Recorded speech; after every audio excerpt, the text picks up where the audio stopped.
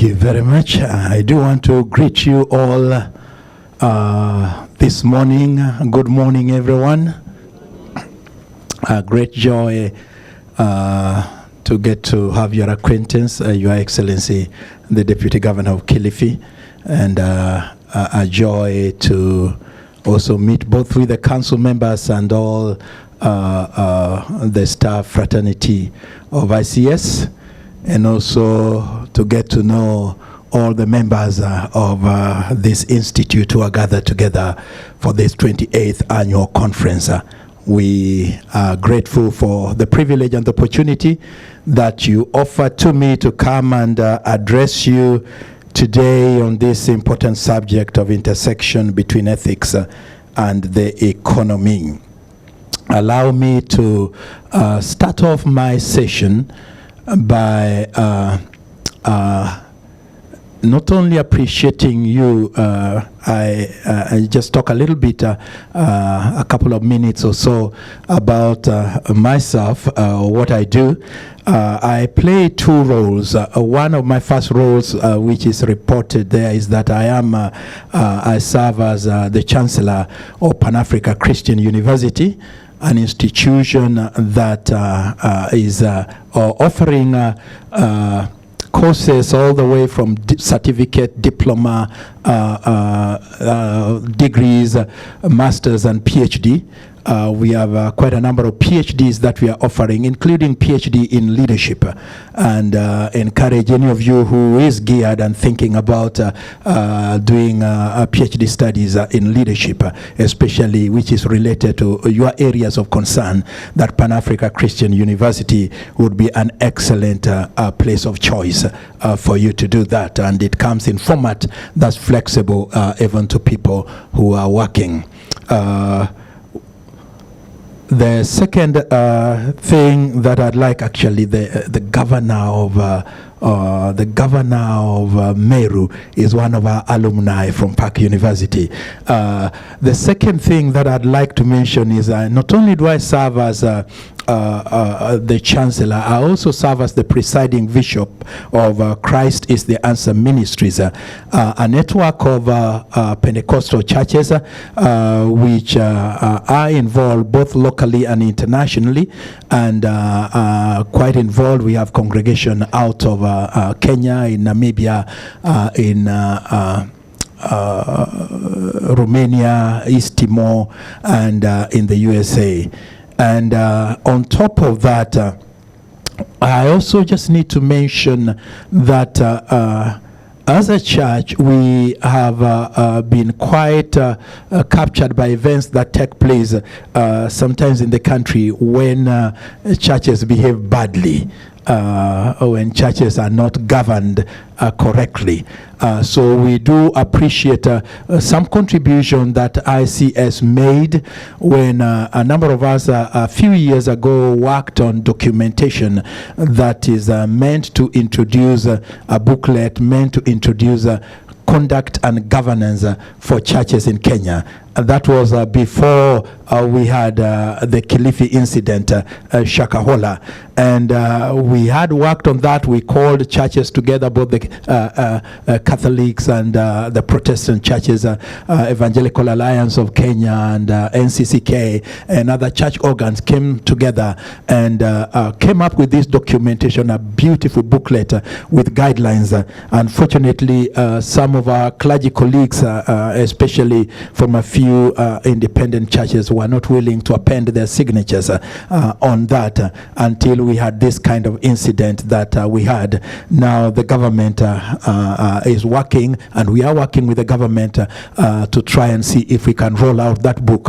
Already some 30,000 and more churches are asking to be trained on how to use that, and we are so grateful that the Institute had a part to play in helping us to come up with governance governance. As CITAM, we have endeavored to ingrain good governance in our systems with accountability structures that enable the bishop not to handle money, not to engage in church abuse to the extent that we present our accounts and they are public to our members, and one can be able to actually vet and see how we are doing.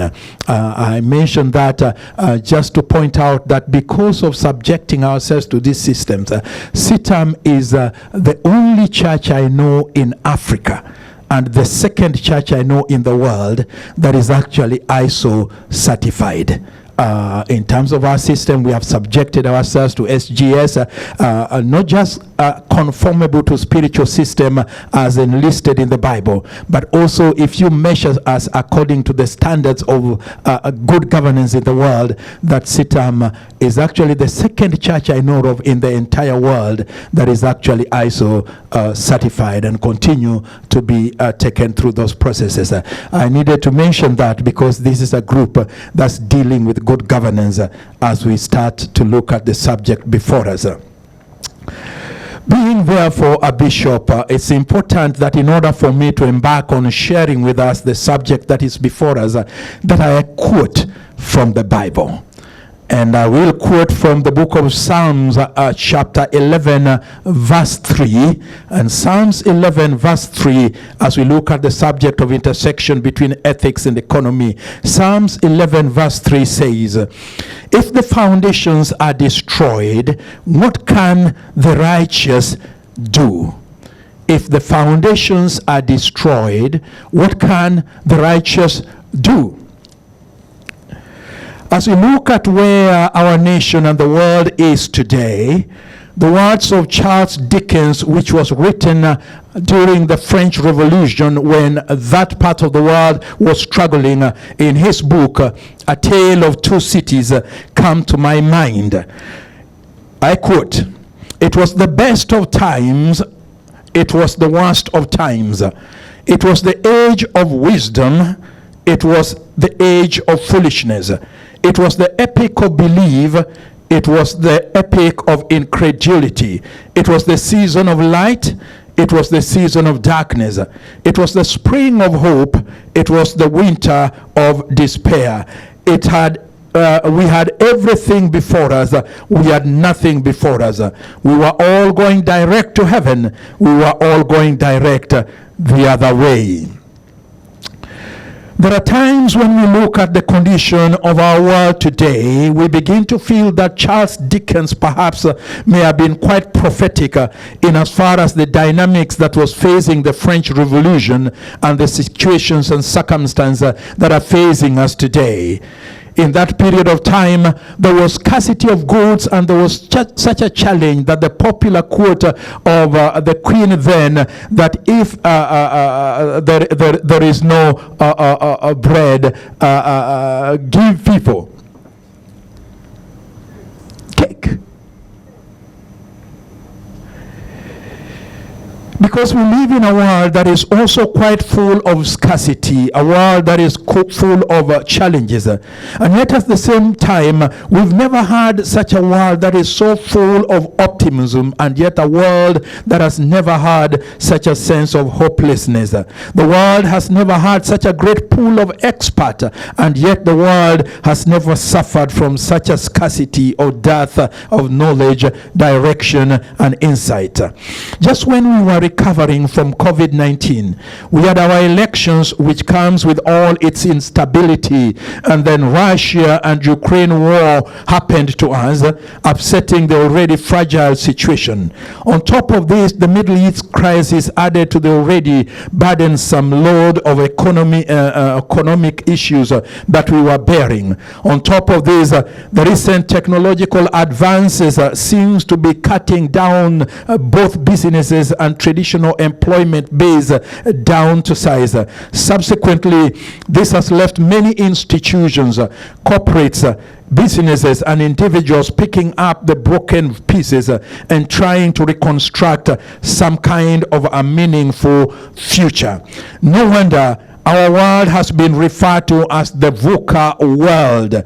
Volatility, subject to frequent and rapid significant changes, uncertainty, events, outcomes that are highly unpredictable, complexity, multiplicity of issues and factors, some of which are so intricately interconnected, ambiguity shaped by lack of clarity and difficulty, thus a VUCA world in which we are living in today.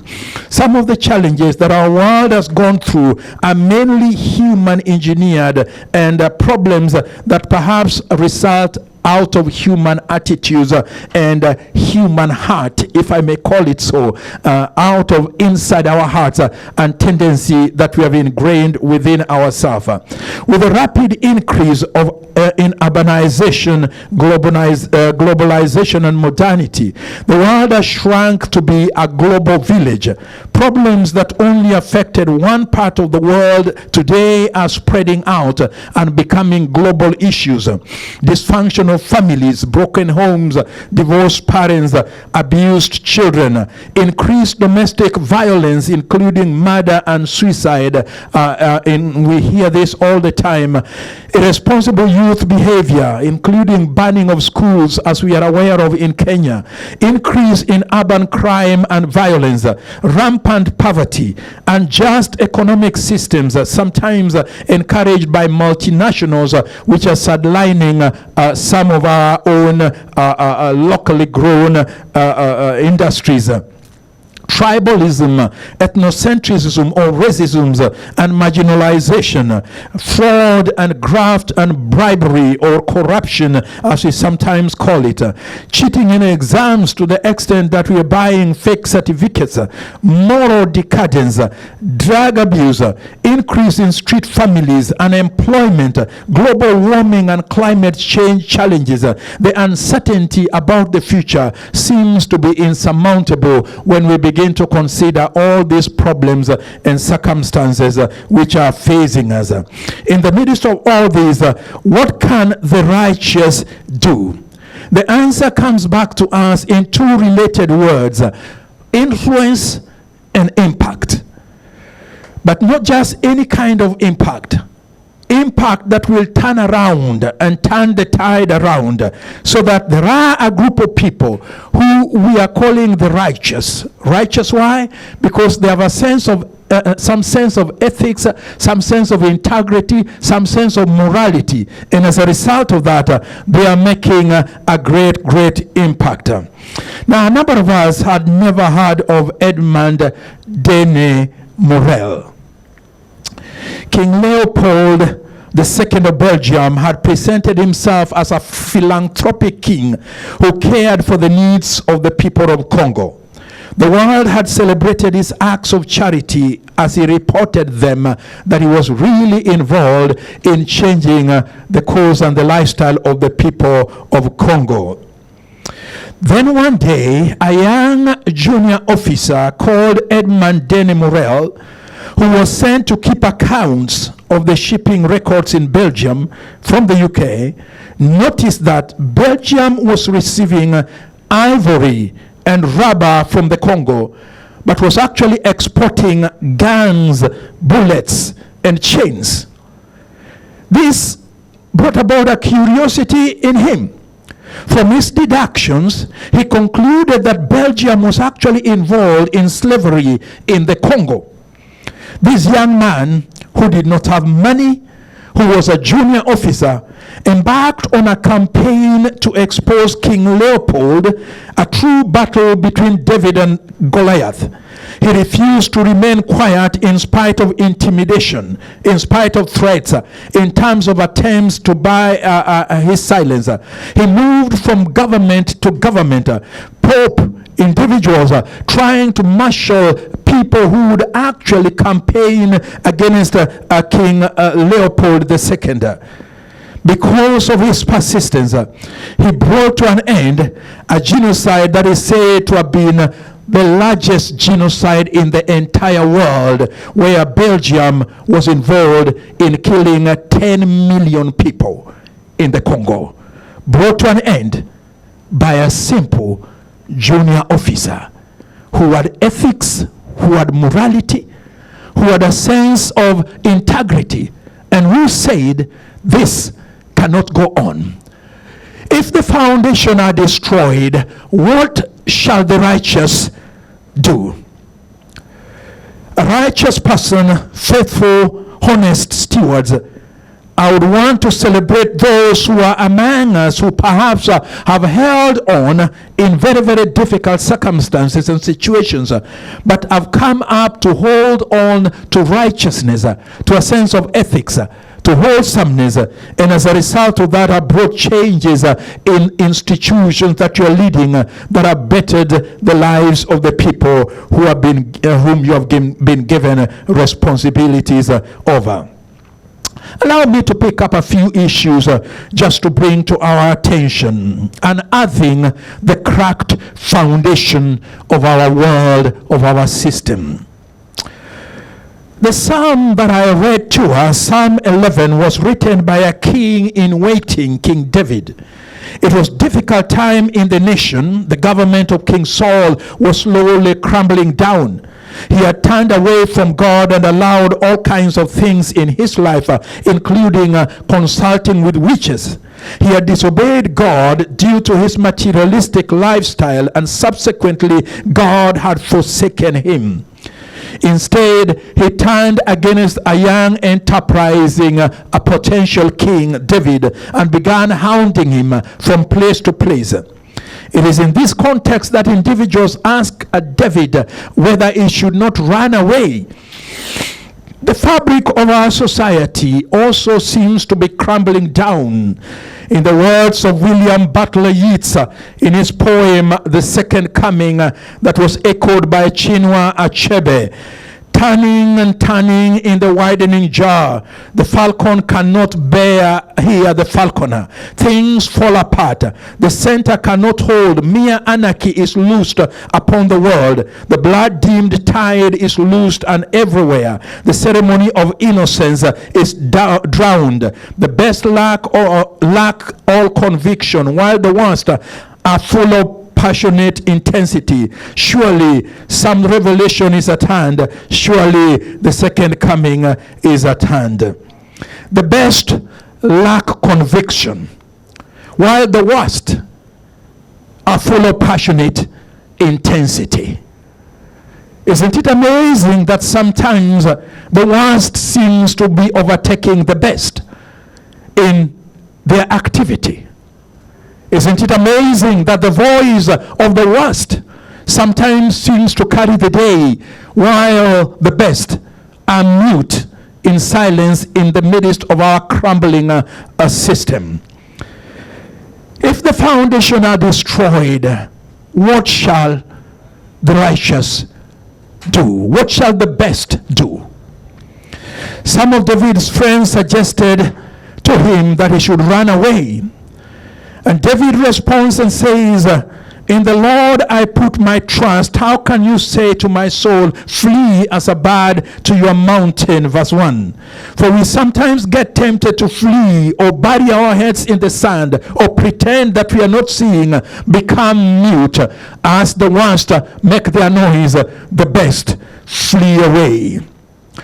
Transparency International cited the corruption index CPI for Kenya for 2023 at 123 out of 180 countries. In other words, we are doing very well from the bottom,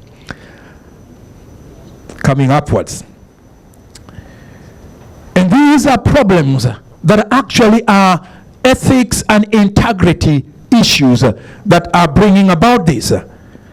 And we live in a world that these problems are not only facing Kenya, these problems are facing our entire world. These problems are facing Africa as a continent. And there are various views that have been presented why it does appear like corruption seems to be more rampant in Africa than the rest of the world. A man by the name of William Furey says that there are 4 concepts of Africa and none of them are innocent. that each of the concepts of Africa are loaded with some nuances and ethical nuances that do not make them neutral. When we look at Africa as a landmass, it's loaded with the idea that it has a colonial baggage that divided us into the various countries and continents that sometimes have continued to inspire the wars that we are encountering today. So Africa as a landmass, according to Fourier, is not innocent at all. Africa as a commodity, Fourier suggests that is Africa which has experienced a commodification, political and economic commodification, where Africa is especially being seen as a sort of resource for exploitation. Africa has commodities and commodities that are being exploited economically, perhaps more so by non-Africans. Exit the British, here comes the Chinese, and on, and one country, one section of the world after another exploiting Africa, where Africa is being seen as a commodity. The view of Africa as a commodity is exploitative and to the continent and to its people, and cannot and should not be sustained. Others have seen Africa as a condition, beginning with the depiction of Africa as uncivilized, needing to be morally and materially developed, as indicated in the Berlin Conference document of 1885.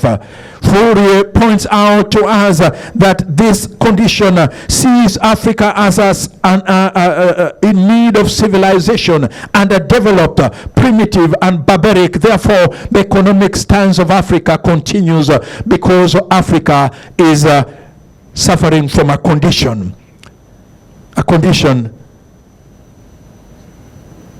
lack of civilization,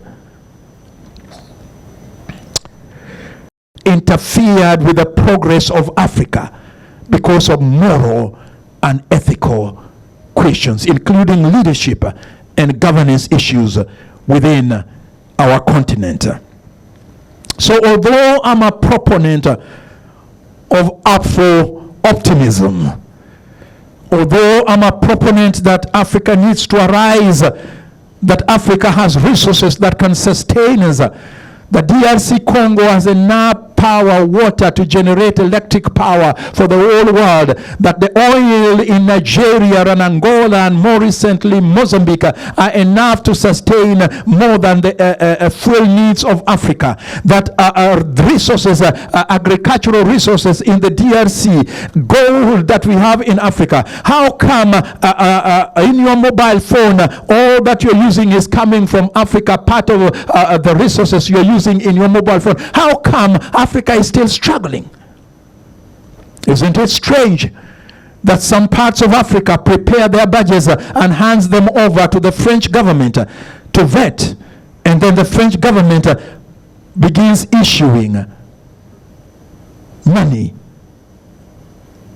printed in France that they cannot change? When one country tried to change, the French government came and removed even tarmac from the roads.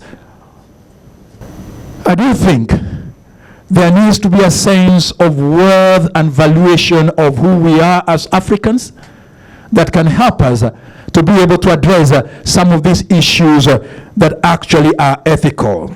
But we need, secondly, to uphold the true foundation. It is anticipated that the righteous that David is referring to here are people who have a moral fiber. They are the good. They are the best that we talked about in the poem of Yeats. They are the virtuous. They are the ethical. There are some people who are ethical, righteous, and people of integrity. Arthur Holmes defines ethics, which is about the good, that is what values and virtues we should cultivate, and about the right, that is what our moral duties should be. It examines alternative views of what is good and right. It explores ways of gaining the moral knowledge we need.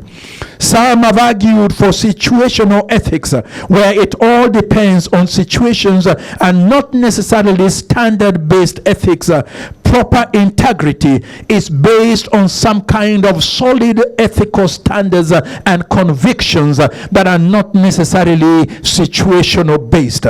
Integrity, which is the foundation upon which we build our lives and without which sustenance becomes almost impossible, actually gets its roots from basic ethical foundations that we have. Almost every discipline we have requires not just the core professional skills of that discipline, but it also requires a measure of integrity and some sense of ethics if that discipline is to benefit humanity in any way at all. This key element sustains our economy, enables business transactions to take place, assures us of the safety of our building structures, keeps the school systems running, assures quality products in our industries, holds our marriages together. It builds confidence and trust in our leaders at whatever level of leadership we have. That if we do not have ethics and integrity, everything goes haywire. Things fall apart, he says. You could not even trust the seat you are seated in if there was no integrity, that the person making it did not take shortcuts. Without integrity, we are bridges collapsing while they are being commissioned. People with fake certificates filling our offices. Farms ruined by being sold crushed stones rather than genuine fertilizers. Buildings collapsing before occupations. Fake goods in the market. Prolonged and bureaucratic processes of businesses that hinders upstarts of businesses. Inflated budgets due to facilitation fees. Without ethics and integrity, ladies and gentlemen, we actually are hurting ourselves, and no one can be trusted. No economy can grow in an environment where people are not trusted at all. A number of years ago, I used to do a lot of traveling across the continent, and I've been close to 50 countries all over the world. And in my traveling, I found one day I passed by a river road, and I found this nice radio, world radio they called it, made by Panasonic. And you needed, wherever I would be, I would just put it on and turn it on, and then not only would I catch news everywhere, I would also be able to put on my alarm, waking me up to music every morning. Beautiful radio. The second week after I bought it, the knobs were falling off. Some of the knobs could not push. The frequency could not be got. And I thought to myself, Panasonic could not produce such a substandard good and quality. I looked at what I had bought, and written on it was Panasonic. An A had been added, an O had been added, which I missed seeing, because in my mind it was Panasonic. And fake goods come into the market simply because ethical issues are there, which affect the market and affect our economy. While driving in the interior part of Maasai land, say Narosura or Loita, I can stop by a village shop and buy some goat meat, and I am sure the weighing machine has not been tampered with. I am also sure that I am not being sold dog meat. Nothing wrong with dog meat for dog meat eaters who are here. But I do want to say that that can only be with the assurance that I have that what I am buying is actually coming from a space like that. You cannot say the same in Bama Market in Nairobi if the media reports that we have received is anything to go by. within the African tradition, therefore, within the African psyche, was some important gradients of ethical dimension that we seem to be losing in our day. Increasing lack of trust. Lack of trust caused business. The risk factor of gaining capital, the depreciation of our currency.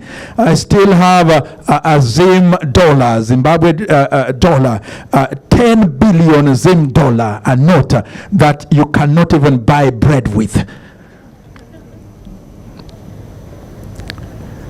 The number of investors willing to pump their money into the economy when there is mistrust, when there is lack of ethics, actually diminishes. The ease of the citizenry paying their taxes becomes a challenge when they cannot trust institutions that have been given this responsibility.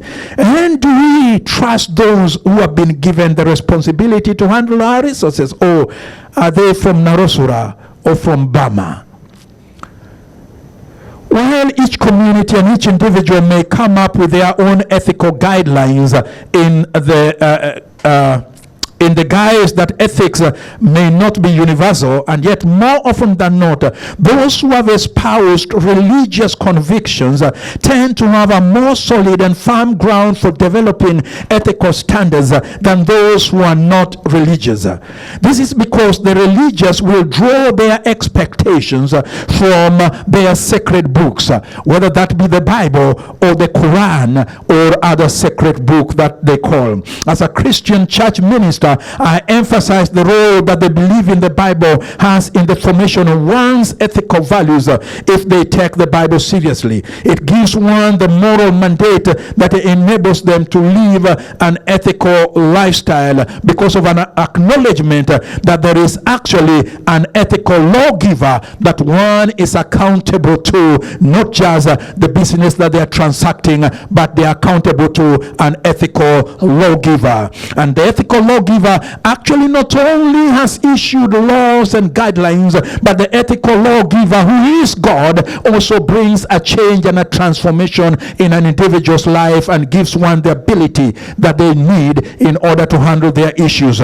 Dr. Elton Trueblood, in his book Foundation for Reconstruction, asserts the ultimate verification of our religion consists of the changed lives to which it can point and for which it is responsible. Does it change lives? Does it alter people? Jory Galberson reports and say, I can't imagine anything sadder than a wife hearing glowing praise about her husband while thinking in her heart, I wish he was that way at home as well. And is it possible that who you are when no one is looking is a totally different you?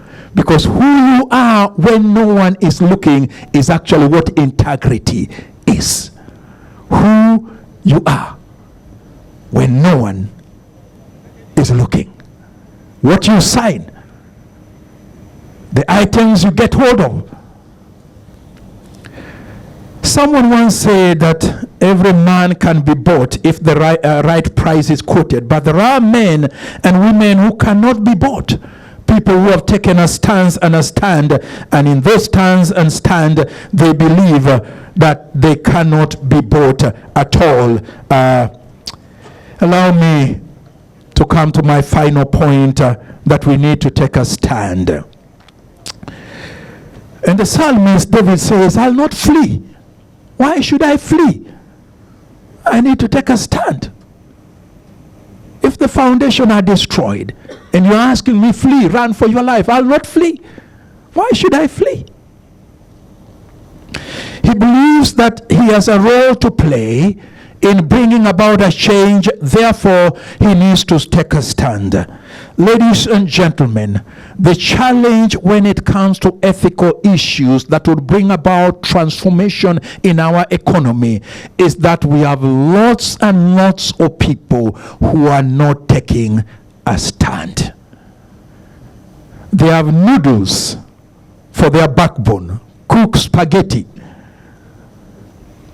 It doesn't stand. And our prayer is that out of this institution that is committed to good governance, that not only would you propagate an idea that men and women can actually take a stand, including the possibility of being victimized for taking that stand, but that you would hold on, and as a result of your stand, would have a few morals like the one that I started with, because you're taking a stand. Leo Tolstoy, that Russian writer, in his book The Awakening, tells of a young man, Simonson, who, while a student, made up his mind that the wealth of his father, who was an officer of the commissary department, was dishonestly accumulated. This student therefore went ahead and declared to his father that the wealth ought to be returned to the people. He also made a commitment that he will not be part and parcel of the father's wealth, and wanted absolutely nothing to do with the father's wealth, because he knew the father had acquired it illegitimately. What if we had a few individuals telling their friends, "Where did you get that car from? I know what your salary is. How come you're living in this neighborhood and you're not involved in a certain business?" What if we had wives questioning the wealth of their husbands? What if we had a few sons and daughters raising matters with their parents? What if we had a few parents questioning the wealth of their children? What if we had a few pastors calling their members to find out if the stories about them are true? Can you take a stand? One day I saw a picture of one of my members, front page, with some issues. Call this, "Sir, come, I want to see you." He said, "I'll meet you, but I want to meet you in a car park. I don't want to come to your office." And so we agreed to meet somewhere in a car park. He went, parked his car, I went, parked my car, got out and came into my car. And he came with a folder. He said, "I've copied this for you. Although my name is appearing, you go and look through this. Go and read it. Go on." And I went and I looked through.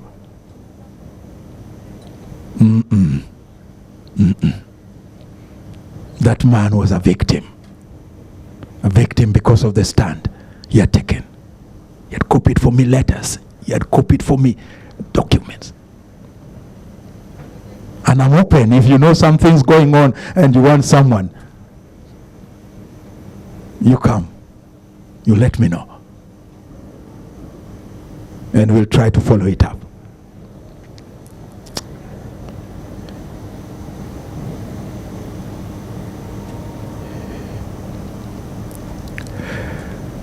How does ethics affect, therefore, the economy? And I will conclude with this. Number one, the Protestant work ethics came about in a time when England had problems with workers, drunkenness, industrial unrest, and decay.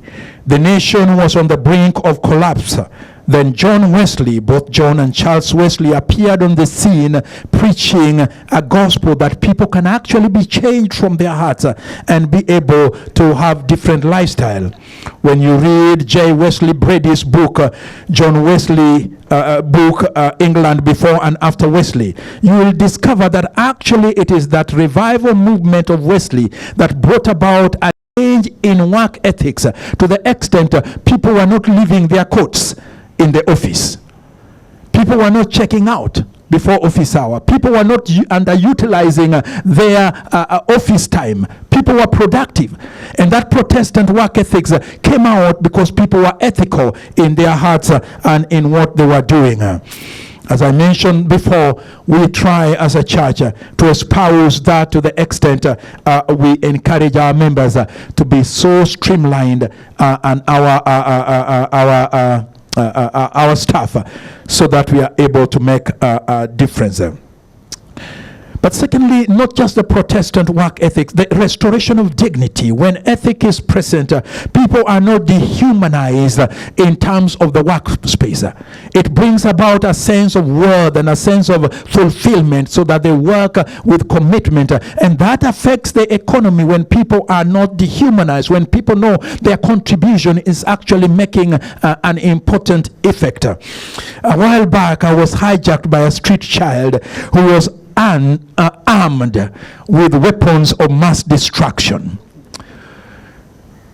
Walking down Koinange Street in Nairobi, all of a sudden, I came across this street boy, 8-9 years old. I hadn't seen him before. So all of a sudden, there he was, and he is armed with weapons of mass destruction, carrying a can full of human refuse. And this young man looked at me. I could see his eyes are glazed with blue. And he says, in Swahili, chota, bring something. Ama nitakumwagilia hii. And I looked at my suit and began thinking, walking through the street with that all over me. And I didn't know what to do. But all of a sudden a thought occurred to me. And I turned to the young boy. I said, na wewe pia chota kidogo. You also give me something. His eyes that were glazed with glue sobered up. He straightened out himself with a sense of dignity and pride, reached out into his pocket, removed 5 shillings, and gave to me. He lowered his weapon. What had I done to that street boy? I had restored his dignity. I had given him a sense of worth, that you too have something to contribute to me. You too have something to contribute to the welfare of our country.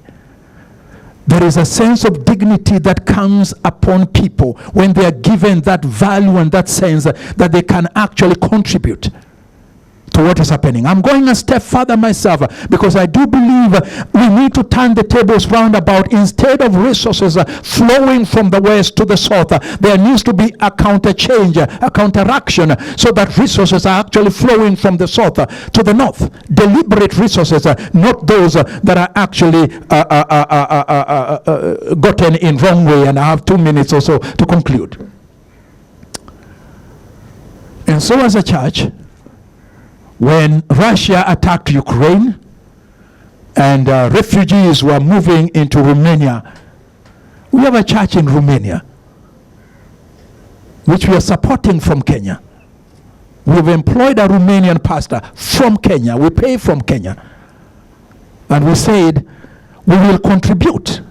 And we raised lots of money and contributed to take care of the refugees that were on the border, to be able to provide them accommodation and food and the like from Nairobi, from Kenya. Our churches contributed together. 2022, late 2022, great famine was covering most of the Sahel region, including here in Kenya.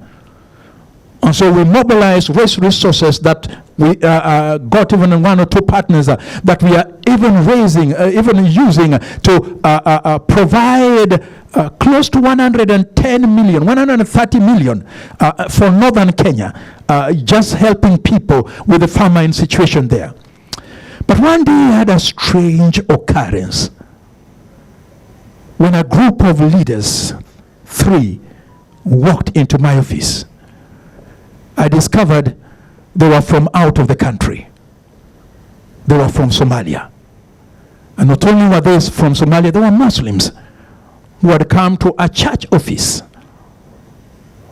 requesting us whether we could actually assist with the famine situation in Somalia. People had actually left their homes. They had been given temporary shelters outside Mogadishu. They didn't have food. They were struggling. People were dying. And say, can you help?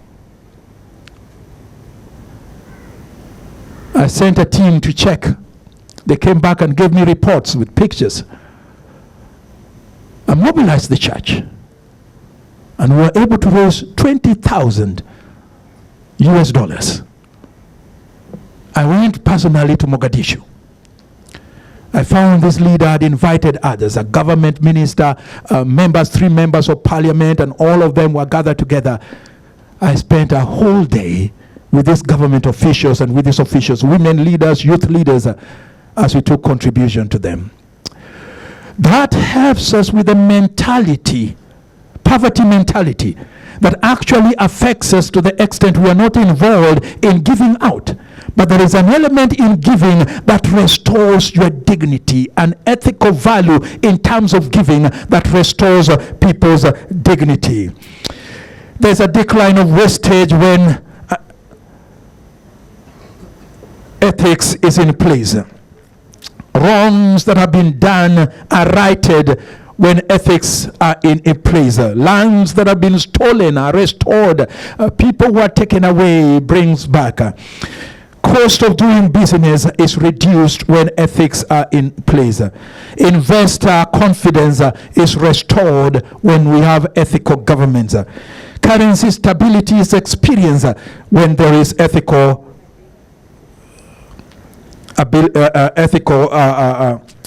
commitment.